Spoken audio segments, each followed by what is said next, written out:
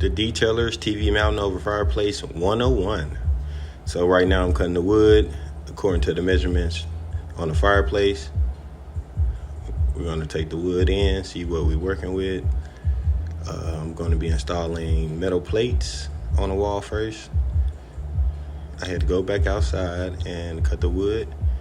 Now I'm installing the wood on the metal plates, securing it, leveling it out, making sure all my measurements right, that I'm good to go.